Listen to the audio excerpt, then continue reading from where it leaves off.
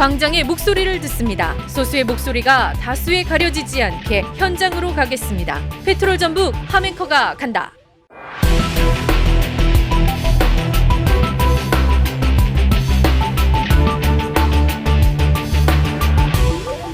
오늘 하멘커 간다 현장은 코로나19 장기화로 폐업이 이어지면서 또 폐업할 수 없는 상황에 휴업으로 이어지면서 힘들어하는 외식업 중앙의 일반 음식점들을 좀 현장을 찾아서 이 업주들의 지금 얼마나 어려운지를 좀 찾기 위해서 현장으로 나왔습니다. 오늘 먼저 한국외식업 중앙회 완산구 지부의 정명예 회장님을 만나겠습니다. 회장님 안녕하세요. 네, 안녕하세요. 외식업 하면 이제 대부분 식당을 떠올리면 되겠습니까? 네, 네.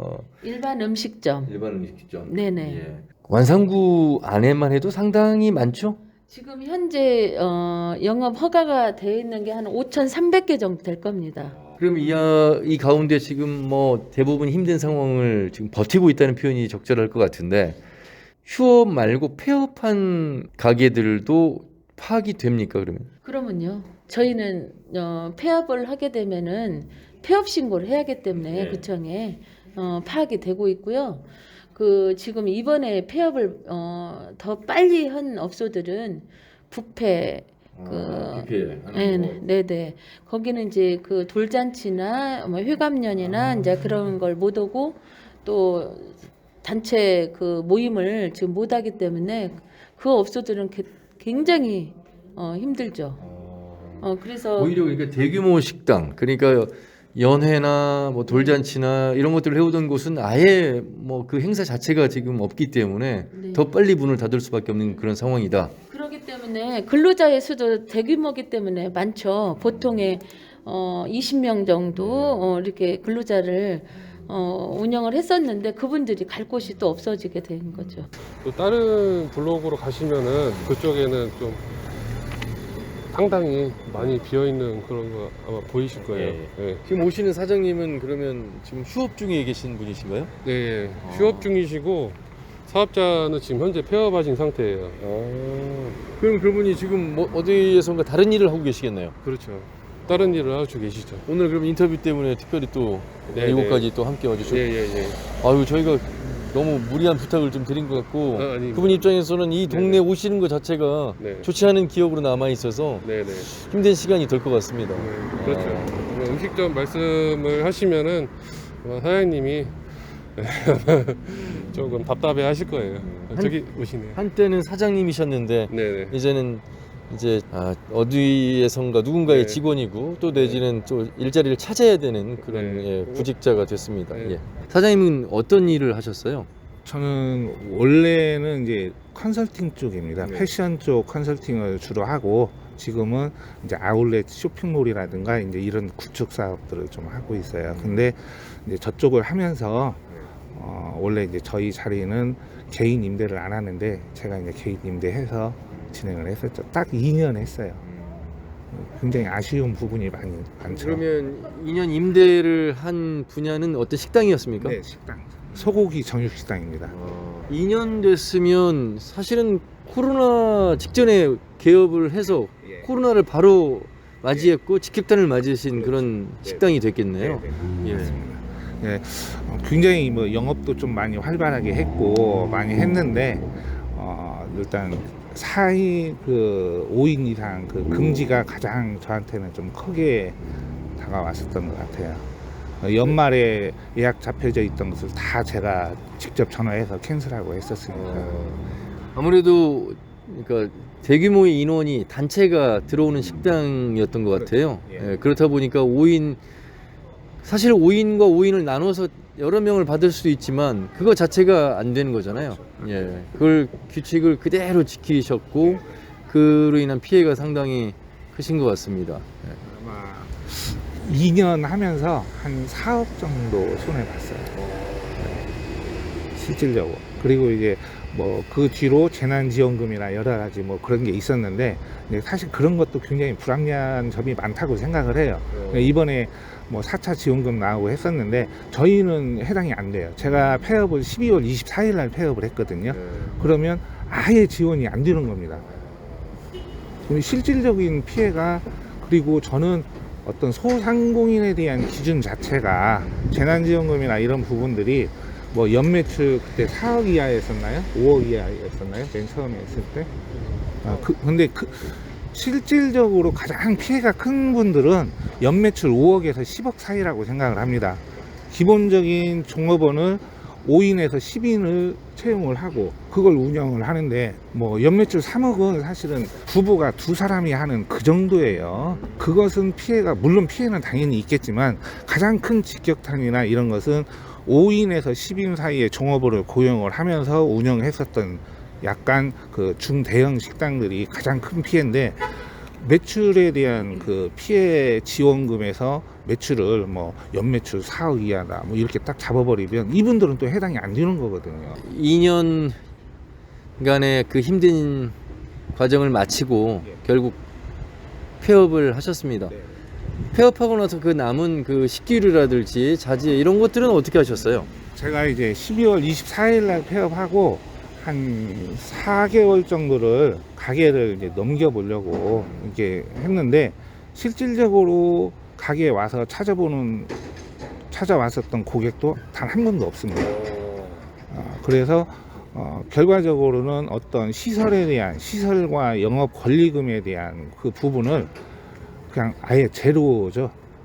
투자비는 또 많이 들어갔었는데 그래서 또 문제는 뭐냐면 처음 오픈했을 때 개업 준비했을 때 비용은 이제 4억이 넘게 들어갔지만 폐업을 하다 보니까 인수자가 없으니까 그 시설을 넘기는데 정확히 에어컨 뭐 저온 창고 모든 거 포함해서 900만 원에 넘겼습니다. 그리고 900을 넘기고 나서도 그 원상 복구에 대한 철거 비용을 견적을 뽑아봤는데 2,500이 나오는 거예요. 철거 부분만. 근데 다행히 건물 소유주께서 철거 부분은 그냥 너무 손실이 컸으니까 집기 뺄 것만 빼라 해가 배려해 주셔가지고 그 부분은 좀 안 했죠. 폐업을 하신 경험자로서 사장님께서 하신 말씀은 모든 식당에게 적용된다고 좀 봐야 되겠습니다. 실질적으로 어떤 의식 문화가 많이 바뀌어지는 부분도 있는 것 같고요. 일단은 단체나 이런 좀 대형 식당들은 거의 대부분 100% 다 타격은 클 거라고 생각을 합니다. 소고기 식당이라든지 뭐 장어집, 횟집 이런 부분들은 영향이 아마 버텨 나가기가 좀 쉽지 않을 것 같습니다. 그런데 그럼에도 불구하고 또 일자리를 찾아야 되는데 일자리는 많지 않고 찾기가 쉽지 않고 하다 보니까 또 쉽게 생각하는 것 중에 하나가 이제 창업인데 그 중에 이제 일반 음식점을 많이들 생각하시잖아요. 네. 그런 분들 보시면 어떤 말씀 해주고 싶으세요? 저는 일단은 안 해야 된다고 생각을 해요.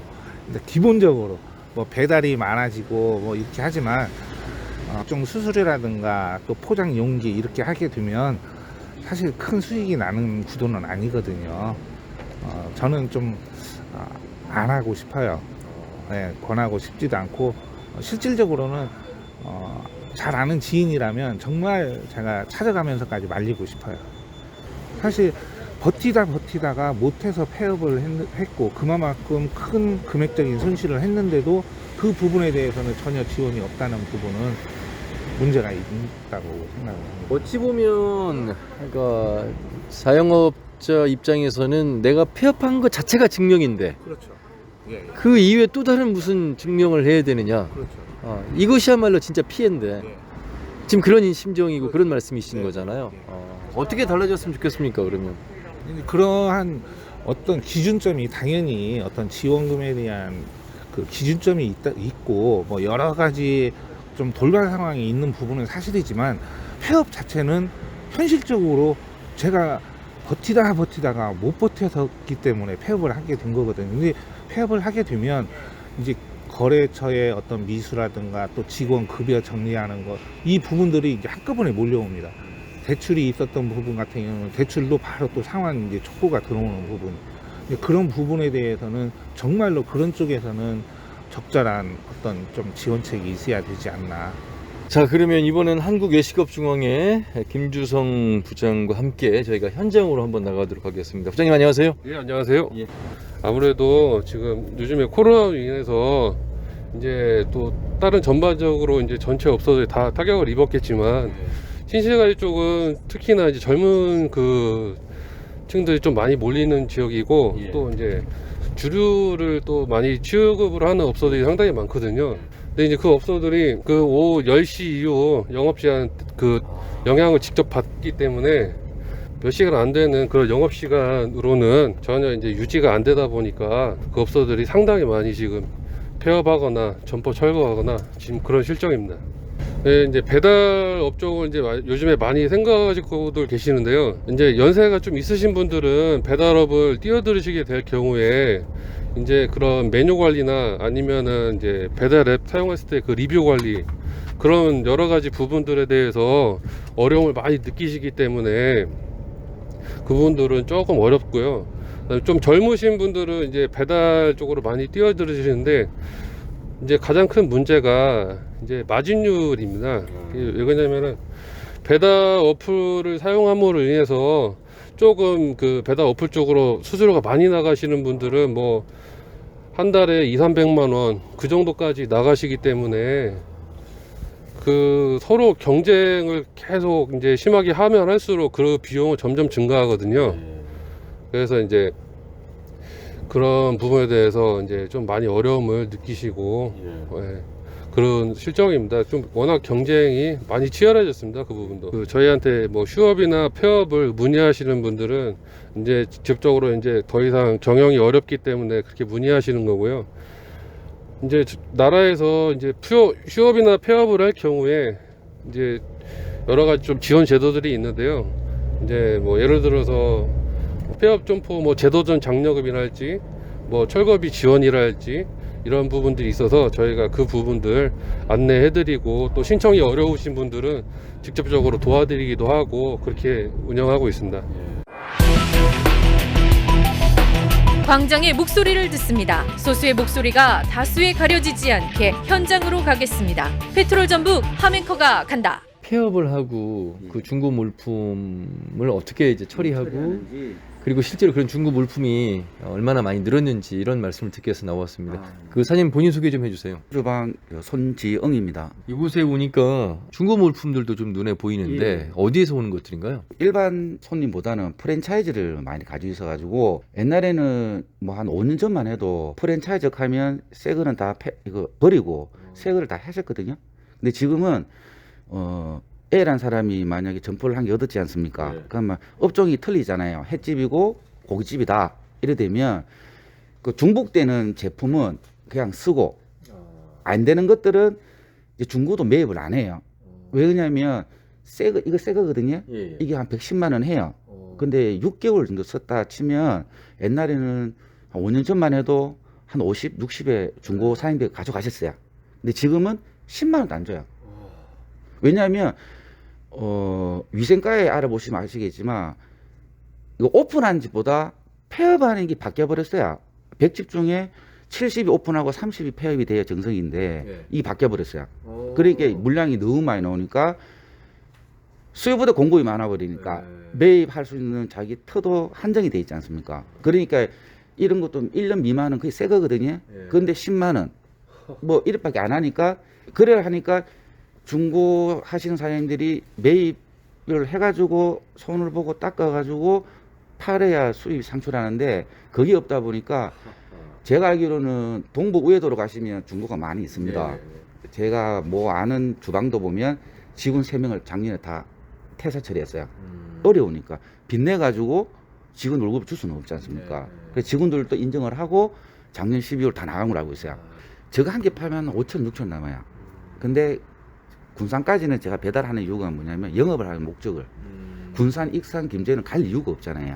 그러면 이제 세제는 소모품이다 보니까 한 달에 한 번씩 꼭 전화가 오니까 저거를 5천, 6천 남아도 들고 가 인사하고 또 에이스 할 거면 에이스 해주고 주문을 그런 실정이에요. 그러지 않으면 유지가 안 돼요. 가게에서는. 안타까운 건 휴업을 하고 또 폐업을 하고 그 쓰던 물건들 그나마 좀 저렴하게라도 팔고 조금이라도 돈을 챙겨서 나가고 싶은 마음이시겠지만 오히려 처리하는 비용이 들어간다. 이런 말씀을, 왜냐면 지금 사장님 말씀대로 사장님 같은 분이 가져가셔야 되는데 네. 안 가져가시니까 참. 지금 사장님 보고 오시는 이거 태블릿 같은 경우는 네. 옛날에는 그 돈을 주고 매입을 했어요. 그렇죠. 깨끗하잖아요. 예. 새거 같은데요? 이거는 한 4개월 쓴 건데 로스터 위치를 바꾸자 해가지고 제가 빼왔는 거예요. 그래서 샘플용으로 깔고 있는데 지금은 이거를 안 가져가고 소비자도 골치 아픈 거예요. 이 산업 폐기물이다 보니까 딱지를 붙여버려야 돼요.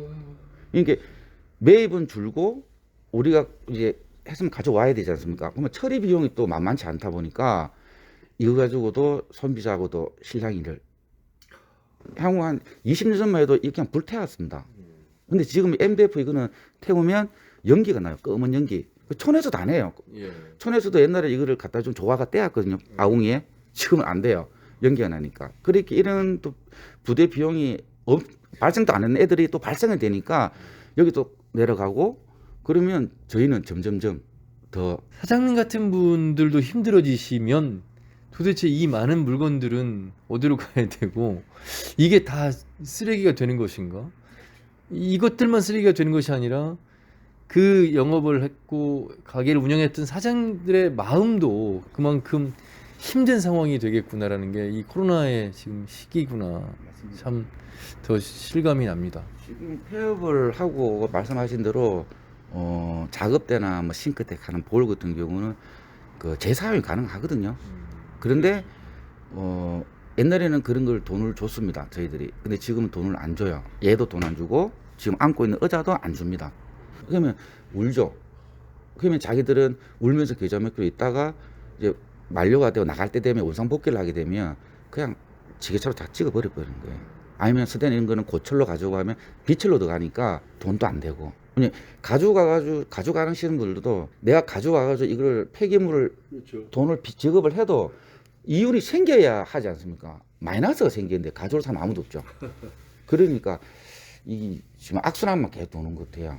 그래서 이제 원래는 재활용할 수 있는 것들도 그냥 버리니까 이게 너무 아깝죠. 솔직히 말하면 안타깝습니다. 보면. 전주 시민이 67만이라고 그러죠. 네. 지금 완산구하고 덕진구하고 포함해서 8,300개 정도 됩니다. 일반 음식점만. 휴게업이나 제과점 빼고요. 그렇다고 보면 굉장히 큰 자영업자 수예요. 그게 이제 왜 그러냐? 갈 일자리가 없는 거예요. 일자리가 없다 보니 손쉽게 시작하는 게 일반 음식점으로 들 많이 선택을 하시고 또 많이들 폐업도 하시고 실패가 확률이 높죠. 경쟁률이 굉장히 높잖아요. 어찌 보면 참 안타까운 게 일자리가 없다 보니 스스로 일자리를 찾아야 되고 그것이 창업이고 네. 그 중에 하나가 일반 음식점이고 네, 그런데 주변에선 휴업하거나 폐업할 수 없어서 휴업을 유지하는 사람들이 있다는 걸 알면서도 내가 하면 잘할 수 있고 잘 될 거야 라는 어떤 기대감과 자신감 속에서 시작을 합니다만 대부분의 창업을 하고 사업자 등록을 내고 휴업 내지 폐업하는 그 속도가 더 빨라졌다는 얘기가 있어요. 그렇죠. 보통 2년 넘기기가 힘든 상황이죠. 왜냐면 임대료가 사실은 옛날에는 일반 음식점을 냈을 때 인건비에 대한 부담과 세금에 대한 부담을 덜 느꼈었어요. 그런데 지금 굉장히 그 인건비난이라든가 또한 저희들은 인력난도 같이 갖고 있어요. 이러면서 버티기가 오래 버틸 수가 없는 거예요. 고정 비용이 많이 나가기 때문에. 이제 나라에서 이제 휴업이나 폐업을 할 경우에 이제 여러 가지 좀 지원 제도들이 있는데요. 이제 뭐 예를 들어서 폐업 점포 뭐 제도전 장려금이랄지 뭐 철거비 지원이랄지 이런 부분들이 있어서 저희가 그 부분들 안내해드리고 또 신청이 어려우신 분들은 직접적으로 도와드리기도 하고 그렇게 운영하고 있습니다. 그렇다면 사장님도 어떤 고민을 하실 거 아닙니까?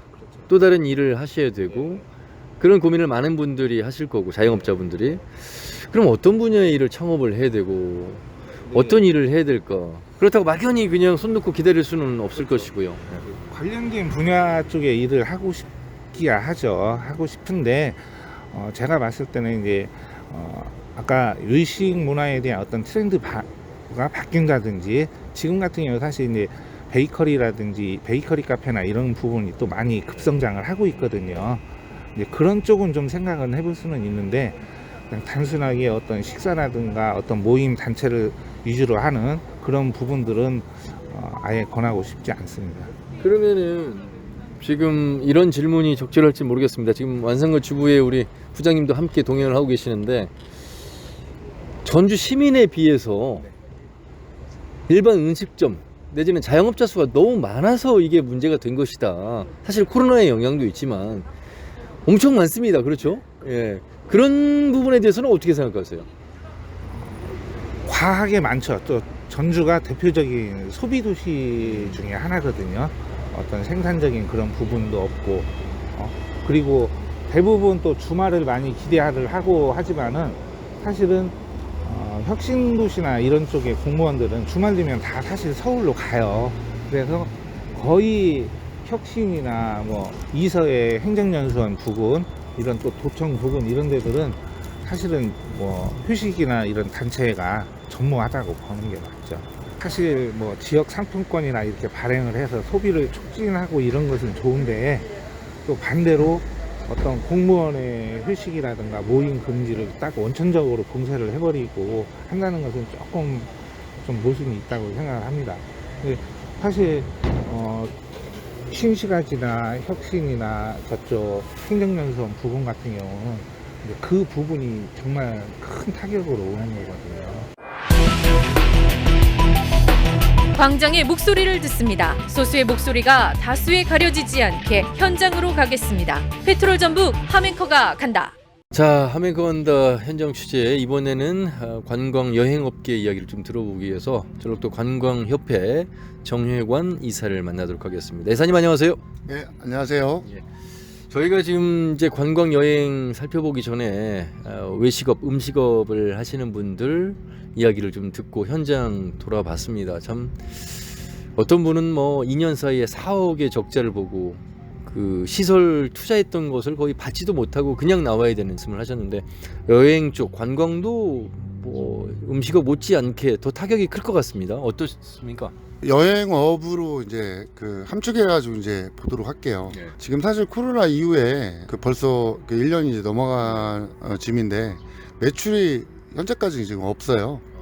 매출이 제로인 상태로 있다 보니까 지금 업계에 있는 분들은 뭐 임대료의 부담이라든지 이런 부분을 해가지고 뭐 휴업 또는 뭐 임시 그 폐업을 하는 이런 부분들이 있거든요. 이게 지금 현실이고 상황적인 거고요. 앞으로 전개될 부분은 정부에서 이제 백신이라든지 이런 부분들을 지금 시행을 하고 있잖아요. 어르신들 지금 하고 있고 빨리 이게 9월 뭐 지금 그 현 정부에서는 9월이라든지 10월 그 안에 조기에 명령력을 갖다가 한다고 하는 부분이 있으니까 이런 부분을 갖다가 이제 기대하는 정도인 것 같고요. 그 여행업에 있어가지고 외국인 유치 사업이라든지 내국인들을 해외로 여행시키는 이런 장르가 있는데 전라북도 도내 같은 경우는 거의 한 99%가 그 해외로 여행을 송출하는 업무를 하고 있어요. 그러니까 이를테면 아웃바운드이죠. 근데 이게 지금 상황에서는 올해에는 거의 사업이 힘들지 않을까라는 게 예측하는 바고요. 관광협회 중앙회에서 지금 문체부라든지 그 얘기를 하고 있는 부분이 있어요. 그러니까 백신 전자여권이 도입을 하면 그러면 좀 가까운 나라라도 그 상호 협정을 해가지고 그 지금 현재 진행 중에 있는 나라는 제가 알기로는 대만, 가까운 이제 대만이라든지 뭐 싱가포르 좀 이제 선진국형이죠. 백신을 우리나라 수준에 맞게끔 잘 그 시기에 맞춰가지고 조기에 이루어질 수 있는 나라들, 뭐 사이판이라든지 뭐 이런 게 좀 된다라고 하면 올 하반기 뭐 10월 달이든 11월 달 이 정도라도 조금 체결이 돼서 작지만은 조금이라도 그 백신을 맞은 분들 그분들 백신 여권을 가지고 이런 교류라도 관광이 좀 이루어졌으면 하는 바람. 뭐 일단은 뭐 방법이 없습니다. 슬기롭게 잘 넘어가야 되고 근데 좀 그 국내 여행은 확실하게 활성화가 될 걸로 보이는데 아무래도 지금 이제 코로나 중이다 보니까 이게 이제 단체 관광객이 이루어질지 그게 조금 의문이에요. 왜 그러냐면 여행사가 참여를 하고 수익을 가져가려고 하게 되면 아무래도 여행사를 통해서 모객이라든지 기획이 되어야 그들한테 그 수익이 돌아갈 건데, 근데 서비스를 과연 할 수 있는 정도의 이런 경쟁력을 가지고 있을지 좀 그런 게 좀 의문이고요. 그 수도권에 있는 그런 회사들이 지방에 있는 이런 그 수요까지 다 흡수를 해가는 과정이었기 때문에 그 지방에 있는 그 여행사들이 앞으로 이러한 코로나에 겹쳐가지고 또 이제 글로벌 OTA라든지 아니면 국내 서울 과밀화되어 있는 그런 대기업 이들하고 또 경쟁을 해야 되는 이런 또 어려운 숙제가 또 남지 않았나. 이번 코로나로 해가지고 많은 시장에 좀 변화가 있지 않을까 하는 예측을 해요. 여행업을 활성화시키고 토종 지방에 있는 그런 회사를 갖다가 살리는 방법을 제가 개인적으로 생각을 해봤는데, 지금 휴업이라든지 아니면 이제 폐업을 하신 분들이 코로나가 끝나면 틀림없이 다시 재창업이라든지 이 시장에 접근하려고 할 거라고 저는 예측을 해요. 그러면 그분들이 좀 편안하게끔 그 시장에 다시 그 역할을 할 수 있도록 기능적인 부분이 좀 필요하지 않을까. 공동 오피스 지금 서울에는 이제 관광공사 주도하에 지금 하고 있어요. 근데 이제 지방 쪽에는 아직 이제 뭐 그 전라북도라든지 아니면 이제 지자체, 시군 이런 데에서 이제 그런 부분을 갖다 인식을 하지 못하고 있는데, 여행 업계를 생각을 하고 한다라고 하면 그게 1차적으로 좀 준비가 되면 좋겠다, 이런 생각을 해봐요. 말씀 잘 들었습니다. 고맙습니다. 네, 감사합니다. 광장의 목소리를 듣습니다. 소수의 목소리가 다수에 가려지지 않게 현장으로 가겠습니다. 페트롤 전북 함앵커가 간다.